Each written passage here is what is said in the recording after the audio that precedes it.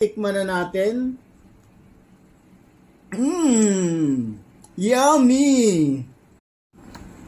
Hello guys!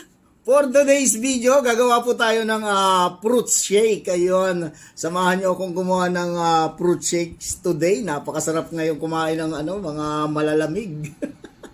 Kaya lang yung may mga tonsil dyan, iwas-iwas sa mga malalamig. Dito sa akin, wala namang problema dito. So yun, for today's video, samahan niyo akong gumawa ng fruit shake. Ayan, marami tayo dito mga iba't ibang mga prutas. Ayan, meron tayo ditong dragon fruits. Ayan, tira ko ito nung isang araw kasi kinain ko na yung iba eh. At meron din tayo ditong apple. Ayan, at meron din tayo ditong peras, ayan. At meron din tayo ditong mangga, ayan. Iba't ibang klaseng prutas. Meron din tayo ditong kiwi, ayan, may kiwi rin tayo dito. At meron din tayo ditong banana. Meron pa doon sa loob ng rep ko yatang natitira eh. Ko lang alam kung ano yung nandun. So yan, samahan nyo ako guys para gumawa ng fruit shake na sarap kumain ngayon yun. Ayun, ito yung gagamitin natin, yung maliit kong grinder. Dito natin i-grind yung ating mga prutas para pag halu-haluin natin to lahat. Mixed fruits na ang tawag dito. Mixed fruit shake. Ayun, pwede. Mixed fruit shake pala ang tawag doon kasi halo-halo eh. So yun guys, ipe-prepare ko lang to, ibabalatan ko muna bago natin isalang. Ayan, unahin natin tong dragon fruits. Itong una nating isalang. Ganda ng laman, Harap, bango. Mabilis lang ito balatan eh. Hindi kagaya ng ibang prutas na tagal balatan. Ito mabilis lang siya. Ganda ng laman, balat na pala yun. Kinuha ko na pala yung laman. Ayan. Para.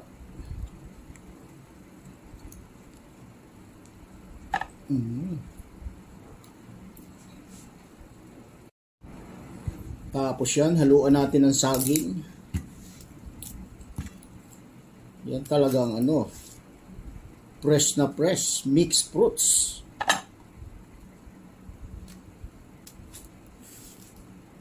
Maliit lang yung aking grinder. So konti lang ang laman niyan. Bang susunod natin. Ito, peras.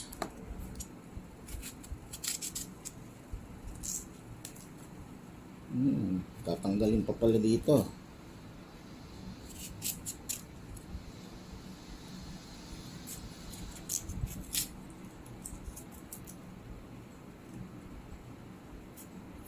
Dali natin yung balat kaya matigas to.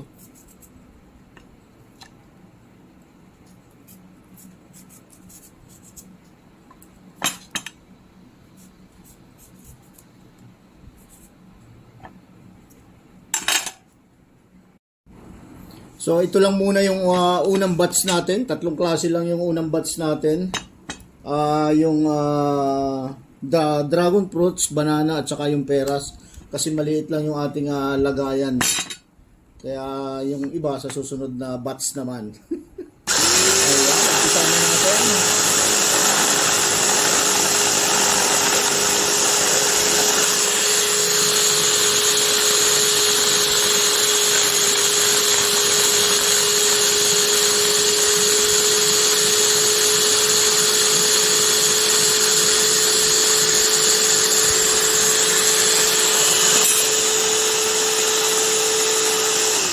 Ayun, tapos na.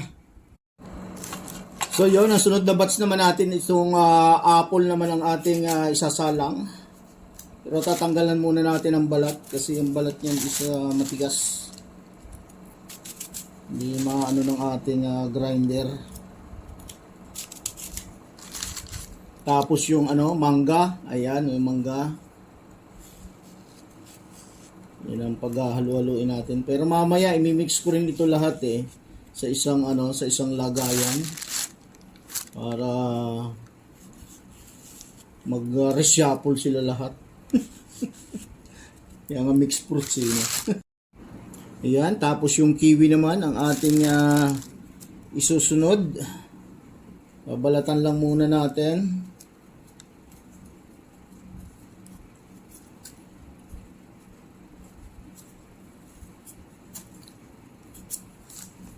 Tagal magbalat nito.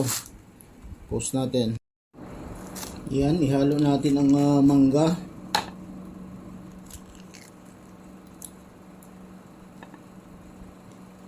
Mukhang matamis yung mangga eh.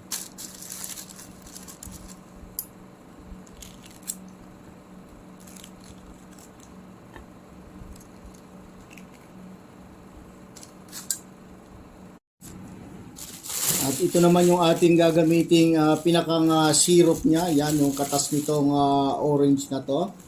Ayan. Yun ang gagamitin nating syrup. Pipigain ko muna to. Tapos ihahalo natin dyan sa ating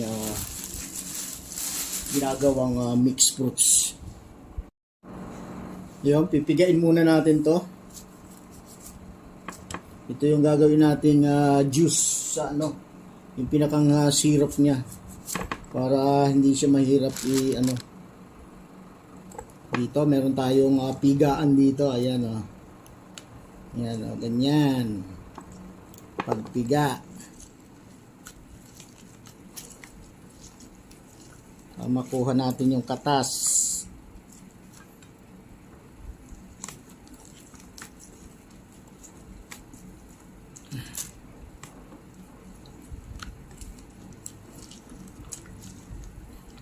Yan ang ihahalo nating pinakang syrup niya.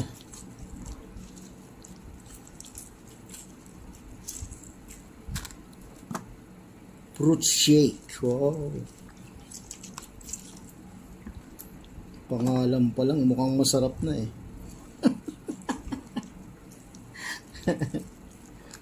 Sigurado namang masarap talaga to. Malinis po yung kamay ko. Naghugas ako bago gumawa nito. Kaya hindi ko na kailangan mag-gloves. At saka ako rin lang naman ang iinom nito. Wala namang iba. Kaya don't worry. Be happy. So ito na yung nakuha nating juice. Doon sa ating orange na piniga. Ihahalo natin dito. Bago natin i-grind. Para hindi mahirap siya i-grind. Ano yung ating takip dito? Wala. Yun.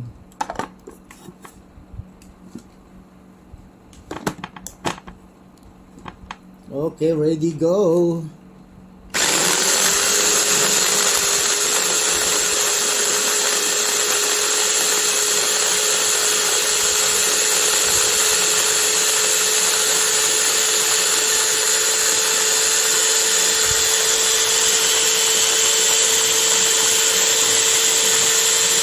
Paglintan yan.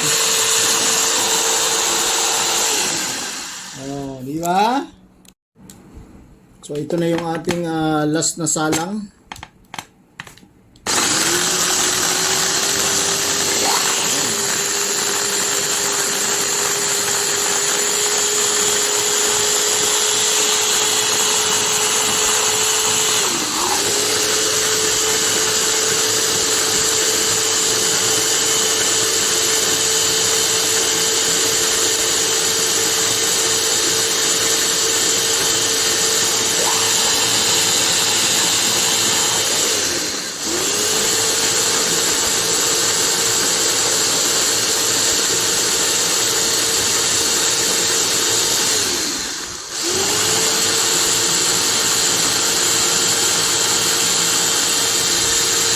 Mix na mix talaga yan.